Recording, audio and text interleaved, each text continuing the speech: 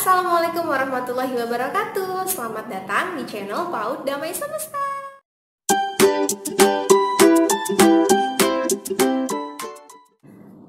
Aku mau mengucapkan terima kasih banyak untuk teman-teman yang sudah support aku sampai saat ini. Karena berkat kalian channel aku jadi berkembang. Terima kasih ya teman-teman.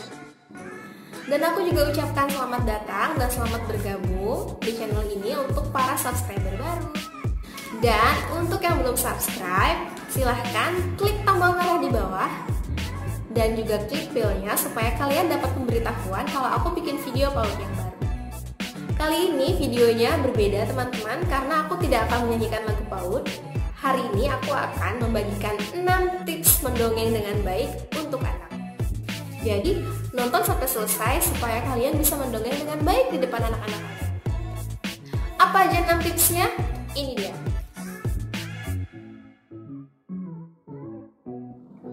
Ketika kita mendongeng, kita harus memperhatikan artikulasi atau kejelasan saat berbicara. Ketika mendongeng, anak-anak tidak hanya melatih kemampuannya untuk menyimak teman-teman, tapi juga melatih kemampuannya untuk mengucapkan kata-kata dengan benar. Oleh karena itu, contohnya pun harus benar. Saya contohkan ya. Misalnya di buku ini, kita perlu membuka mulut kita dengan benar, sesuai dengan kata yang kita ucapkan. Bunda, Kak Haris mau taruh capungnya di pusar aku, katanya supaya tidak mengompol lagi.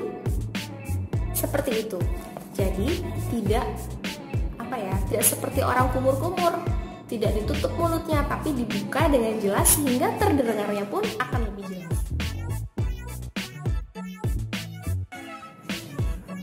Tips yang kedua adalah membaca dengan intonasi yang tepat. Ketika tokoh di buku itu sedang sedih, maka intonasi kita pun sebaiknya menurun. Dan sebaliknya, jika tokoh itu sedang marah, kita intonasinya juga harus naik. Kalau sedang bahagia, maka intonasi kita pun harus seperti orang yang sedang berbahagia. Saya contohkan lagi ya. Di buku ini, tokoh utamanya sedang kesal, dia melempar sepatunya. Maka sebaiknya guru atau teman-teman membacakannya seperti ini. Keesokan harinya, ketika akan berangkat ke sekolah, Arif melempar sepatunya. Susah sekali memakainya. Nah, seperti itu. Jadi, ada permainan nada supaya ceritanya itu lebih hidup dan lebih terasa oleh pendengarnya. Tips yang ketiga yaitu ekspresi yang sesuai. Ini juga berhubungan dengan tips yang kedua tadi, yaitu intonasi. Jadi ketika tokoh utamanya itu sedang senang, maka ekspresi kita pun harus senang. Maaf ya teman-teman. Dan ketika tokoh utamanya itu sedang sedih, maka ekspresi kita pun harus sedih. Supaya imajinasi yang terbangun oleh pendengarnya, oleh anak-anak kita yang mendengar, itu semakin jelas. Saya berikan contoh ya Bunda.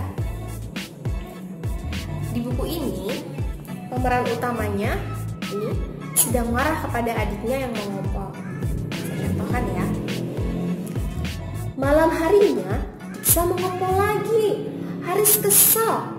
Walaupun Bunda dan Ayah rajin menjemur kasur, tetap saja kamar menjadi beraroma kurang sedap. Bunda, Diksa pakai diaper saja Bunda. Diksa pakai diaper saja Bunda, usul Haris. Gak mau, aku kan sudah besar Kak, masa masih pakai diapers, katanya. Seperti itu ya Bunda. Jadi ekspresi senang, sedih itu harus terlihat di muka kita sebagai pendongeng, karena itu akan mempengaruhi image-image atau imajinasi yang ada di pikiran anak-anak. Yang keempat adalah dramatisasi. Ketika mendongeng, kita diperbolehkan untuk menambahkan sedikit drama di dalam ceritanya, supaya anak-anak juga lebih semangat mendengarnya. Contohnya seperti ini. Di halaman ini, pemeran utamanya sedang kesulitan untuk membuka baju. Kata-kata yang tertulis di sini hanya seperti ini. Sasa coba melepaskan bajunya. Karena terburu-buru, ia kesulitan melepas bajunya. Kita bisa menambahkan sedikit drama menjadi seperti ini. Ibu, susah ibu, tolong bukakan bajunya bu. Lalu kita bisa memberikan suara kepada ibu yang sudah tersenyum. Ayo coba lagi. Jadi meskipun tidak tertera di teks buku, kita bisa menambahkan sedikit-sedikit drama supaya anak-anak lebih senang. Tips yang kelima adalah jangan kesal ketika anak bertanya di tengah-tengah cerita. Teman-teman, dengan adanya anak yang bertanya ketika kita sedang bercerita, artinya dia menyimak cerita dengan sangat baik. Dia juga sedang mencoba untuk mengekspresikan imajinasinya. Yang perlu dibatasi adalah ketika anak bertanya sesuatu yang di luar dari isi cerita. Misalnya, ketika kita sedang berbicara atau bercerita tentang buku berjudul Aku Tak Mengompol, lalu tiba-tiba anak bertanya atau bercerita tentang hal yang lain. Misalnya, Bu Guru, kemarin aku diberi permen oleh ayah, tanpa ada kaitannya dengan cerita. Nah, jika ada anak yang bertanya seperti itu, Bu Guru hanya perlu menjawabnya dengan bahasa tubuh saja, seperti tersenyum. Ya, seperti tersenyum. Atau anggukan. Tidak perlu membahasnya terlalu jauh, karena akan merusak isi cerita atau rangkaian cerita yang sudah terbangun selama ini jadi berbelok untuk menceritakan sebuah permen.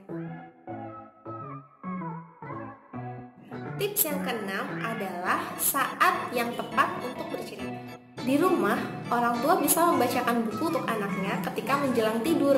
Karena menjelang tidur biasanya tubuh dan pikiran kita sudah dalam keadaan rileks. Baik orang tua maupun anak bisa bercerita dan berkomunikasi dengan rileks. Nah, ketika di sekolah, bu guru bisa membacakan cerita ketika circle time pagi. Nah, tentu saja buku-buku yang dipilih adalah buku yang sesuai dengan tema yang akan diajarkan hari itu. Sehingga imajinasi atau pikiran anak sudah kita arahkan menuju tema. Itu dia 6 tips mendongeng dengan baik dari Miss Ica. Silahkan dipraktekkan di rumah atau di sekolah. Teman-teman yang belum subscribe, jangan lupa subscribe dulu dan nyalakan loncengnya, karena video berikutnya aku akan bahas mengenai tips memilih buku berdasarkan usia anak. Jadi jangan lupa subscribe, nyalakan loncengnya, dan juga komentar untuk saran dan kritiknya. Aku tunggu ya. Terima kasih sudah menonton. Salam hangat untuk anak tercinta di rumah dan anak murid kesayangan di sekolah. Wassalamualaikum warahmatullahi wabarakatuh.